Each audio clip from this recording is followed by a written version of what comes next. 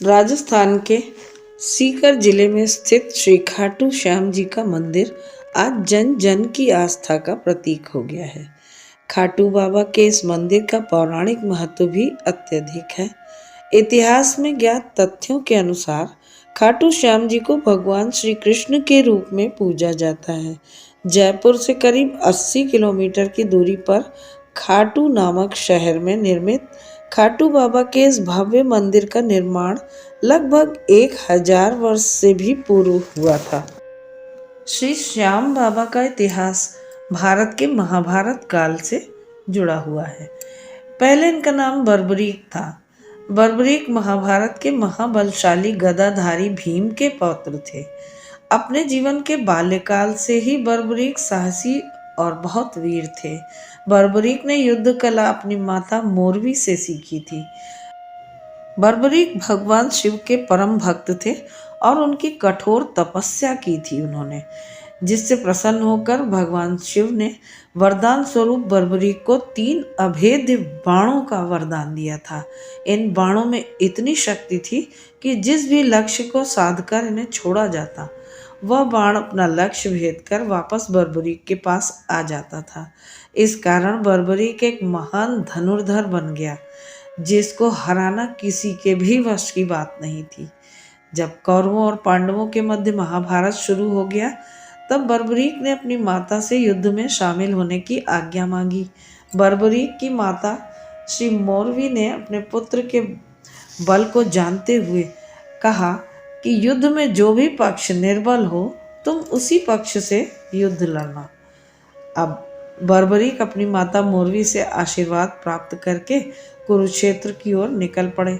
कुरुक्षेत्र पहुंचकर बर्बरीक ने अपने घोड़े को एक पीपल के वृक्ष के नीचे बांध दिया और विश्राम करने लगे। बर्बरीक को युद्ध क्षेत्र में देखकर दोनों ओर की सेनाओं में कुतूहल व्याप्त हो गया। रात्रि के समय सैनिक बर्बरीक के पास आए और उनसे पूछा कि हे महाबली, आप कौन हैं और किस पक्ष से युद्ध में शामिल होने आए हैं?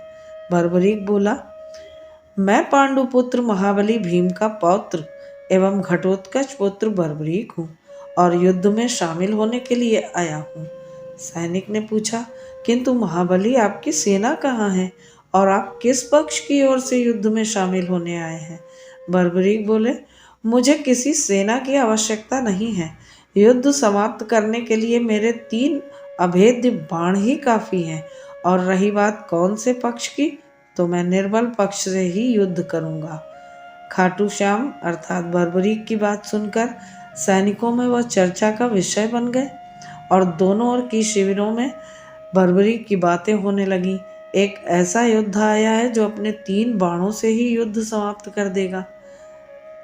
बर्बरीक की वीरता और उनके धनुर्धारी होने की चर्चा कुरुक्षेत्र में सभी तरफ होने लगी, किंतु कई लोगों के लिए उनकी अद्भुत क्षमता चिंता का विषय बन गई। जब भगवान श्री कृष्ण के पास बर्बरीक की वीरता की बात पहुंची, तो उनको तनिक भी समय नहीं लगा कि बर्बरीक जब देखेगा कि कौरव युद्ध में निर्बल पड़ गए, तो वह उनके पक्ष में शामिल हो जाएगा और इससे पांडवों की पराजय निश्चित हो जाएगी। तब श्री कृष्ण ने कूटनीति अपनाने की योजना बनाई और खाटू श्याम अर्थात बर्बरीक की परीक्षा लेने हेतु निकल गए। भगवान श्री कृष्ण को आते देखकर बर्बरीक ने उनको प्रणाम किया और अपना परिचय दिया। भगवान श्री कृष्ण बोले, पुत्र बर्बरीक, क्या सच में तुम अपने 3 बाणों से युद्ध समाप्त कर सकते हो? तुम्हारी इस बात पर मुझे तो क्या, यहाँ किसी को भी तनिक विश्वास नहीं है। बर्बरीक बोला, आप तो सर्वज्ञानी हैं भगवान, फिर भी मैं आपको बताता हूँ। मेरे 3 बाणों में जब मैं पहला बाण अपने लक्ष्य की ओर छोड़ूंगा, तो वह अपना लक्ष्य चिन्हित करके आएगा, और फिर जब मैं दूसरा बाण छोड़ूंगा, तो वह बाण अपना लक्ष्य साधकर मेरे पास लौट आएगा। अगर मेरा लक्ष्य इस ब्रह्मांड में कहीं भी छुपा हो, तो मेरा तीसरा बाण उस लक्ष्य को साधकर आएगा। भगवान श्री कृष्ण बोले, पुत्र, मुझे तो तुम्हारी बात पर शंका हो रही है, इसलिए तुम ऐसा करो कि इस पीपल के सभी पत्तों पर अपना निशाना साधकर अपनी बात को सही सिद्ध करो। बर्बरीक बोला, प्रभु, आपकी जैसी इच्छा। मैं तो आपकी परीक्षा में जरूर जरूर सफल हो जाऊंगा। बर्बरीक ने तुड़ीर से पहला बाण निकाला और पीपल के पत्तों पर साध दिया। तीर पीपल के सभी पत्तों को चिन्हित कर वापस लौट आया। अब बर्बरीक ने अपना दूसरा बाण भी साध दिया। दूसरे बाण ने पीपल के सभी पत्तों को भेद दिया, किंतु वह अभी भी आकाश में घूम रहा था। सभी चिंता में पड़ गए कि बाण वापस बर्बरीक के पास क्यों नहीं लौटा। बर्बरीक बोले, प्रभु, लगता है आप मेरी गहन परीक्षा लेने हेतु आए हैं। इसीलिए तो आपने पीपल का एक पत्ता अपने पैर के नीचे दबा रखा है। प्रभु, कृपा करके अपना पैर पत्ते से हटाइए, अन्यथा मेरा बाण आपके पैर को कहीं क्षतिग्रस्त न कर दे। बर्बरीक के इस कथन को सुनकर भगवान श्री कृष्ण भी तनिक सोच में पड़ गए और अपना पैर पत्ते से हटा लिया। पैर हटाते ही बाण ने अपना लक्ष्य साधा। यह दृश्य देखकर चारों ओर बर्बरीक के नाम की जय जयकार होने लगी। भगवान श्री कृष्ण ने बर्बरीक को आशीर्वाद दिया, किंतु सोच में भी पड़ गए कि किस तरह से बर्बरीक को युद्ध में शामिल होने से रोका जाए। इसी सोच में भगवान वहां से प्रस्थान कर गए और कुछ योजना बनाने में जुट गए। संध्या काल में बर्बरीक पीपल के पेड़ के नीचे साधना में लीन थे। उसी समय भगवान श्री कृष्ण ब्राह्मण वेश धारण करके बर्बरीक के पास याचक के रूप में दान मांगने पहुंच गए और बोले, युवक, याचक को कुछ दान प्राप्त हो सकता है। बर्बरीक बोले, कहो ब्राह्मण देव, क्या अभिलाषा है आपकी? जो मेरे वश में होगा मैं आपको जरूर दूंगा। युवक, जो तुम्हारे वश में है उसी की इच्छा है, बस देखना है कि आज तुम मुझे दे पाते हो कि नहीं। बर्बरीक बोला, हे ब्राह्मण देव, अगर आप मेरे प्राण भी मांग लें तो भी मैं आपको बिना दान दिए पीछे नहीं हटूंगा, वचन देता हूँ। ब्राह्मण, तो फिर उचित है कि तुम मुझे अपने प्राण ही दे दो, आज मुझे इसी दान की इच्छा है। ब्राह्मण देव की इस इच्छा को सुनकर बर्बरीक भी अचंभित हो गए और सोच में पड़ गए कि जरूर ही ब्राह्मण वेश में कोई उनकी परीक्षा ले रहा है। तब बर्बरीक ने कहा, हे ब्राह्मण देव, मैंने आपको वचन दिया है, इस कारण मेरे प्राण अब आपके हैं, किंतु अब आप अपने असली रूप में आ जाइए। आप कौन हैं? बर्बरीक की बात सुनकर ब्राह्मण वेशधारी भगवान श्री कृष्ण अपने असली रूप में आ गए। उनका असली रूप देखकर बर्बरीक ने उनको प्रणाम किया और बोला, हे प्रभु, मेरे प्राण तो पहले ही से आपके थे, इसलिए मुझे तनिक भी संकोच नहीं है अपने प्राण देने में, किंतु एक बात का दुख सदैव रहेगा कि मैं इस महाभारत युद्ध को नहीं देख पाऊंगा। इतना कहकर बर्बरीक ने तलवार से अपना सर काटकर भगवान श्री कृष्ण के चरणों में रख दिया।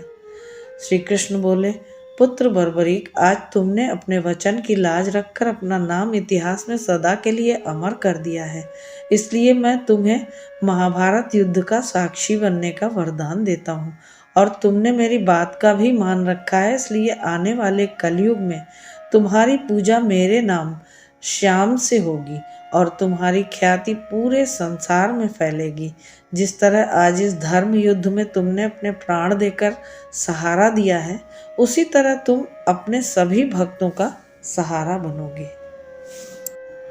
ज्ञात तथ्यों के अनुसार महाभारत युद्ध की समाप्ति के पश्चात बर्बरीक के सर को रूपवती नदी में प्रवाहित कर दिया गया था।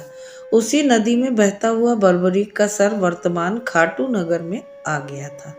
कालांतर में रूपवती नदी सूख गई और बर्बरीक का सर मिट्टी में दब गया। सैकड़ों वर्षों के बाद खाटू शहर में, जहां पर बर्बरीक का सर दबा हुआ था, उसी जगह पर एक गाय ने अपने आप दूध देना शुरू कर दिया और इसकी चर्चा जब आसपास फैली तो गांव वालों में कुतूहल व्याप्त हो गया कि आखिर उस स्थान में ऐसा क्या है। ठीक उसी रात को खाटू के राजा रूप सिंह जी चौहान को स्वप्न आया कि गांव में उक्त स्थान पर कुछ दैवीय दबा हुआ है, इसलिए राजा ने वहां पर खुदाई करवाई। खुदाई में बर्बरीक का सर प्राप्त हुआ। जैसे ही बर्बरीक का सर मिला, इस वक्त आकाशवाणी हुई कि यह सर महाबली भीम के पौत्र बर्बरीक का है, जिनको महाभारत के समय भगवान श्री कृष्ण ने श्याम के नाम से पूजे जाने का वरदान दिया था। इसलिए इनका भव्य मंदिर का निर्माण किया जाए। कार्तिक मास की एकादशी के दिन खाटू श्याम जी का सर मिला था और उनके मंदिर में उनकी प्राण प्रतिष्ठा हुई थी। इस कारण एकादशी को सभी भक्तों में विशेष रूप से यह दिवस मनाया जाता है। प्रतिवर्ष खाटू श्याम जी का मेला होली के दौरान लगता है। इस मेले में बहुत दूर दूर से देश विदेश से श्रद्धालु बाबा खाटू श्याम जी के दर्शन करने आते हैं। इस मंदिर में भक्तों की बहुत गहरी आस्था है। बाबा श्याम, हारे का सहारा, लखदातार, खाटू श्याम जी, मोरवी नंदन, खाटू का नरेश और शीश का दानी, ये सभी नाम हैं जिनसे उनके भक्त खाटू श्याम जी को पुकारते हैं। खाटू श्याम जी मेले का आकर्षण यहाँ की जाने वाली मानव सेवा भी है। यहाँ पर बड़े से बड़े परिवार के लोग आम आदमी की तरह आते हैं और भक्तों की सेवा करते हैं। मंदिर परिसर में एक पवित्र तालाब है जिसे श्याम कुंड कहा जाता है। कहा जाता है कि यहीं से खाटू श्याम जी का सिर निकला था। भक्तों के बीच एक लोकप्रिय धारणा है कि इस तालाब में एक डुबकी लगाने से व्यक्ति अपनी बीमारियों से ठीक हो सकता है और उसे अच्छा स्वास्थ्य मिल जाता है। और श्याम कुंड में स्नान करना विशेष रूप से कल्याणकारी होता है।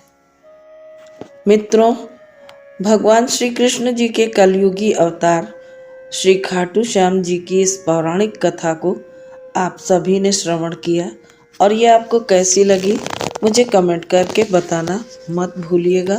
और अगर आपने मेरे चैनल को सब्सक्राइब ना किया हो तो प्लीज़ सब्सक्राइब कीजिएगा और वीडियो को लाइक और शेयर करना बिल्कुल मत भूलिएगा। तो फिर मिलते हैं अगली कथा के साथ अगले वीडियो में।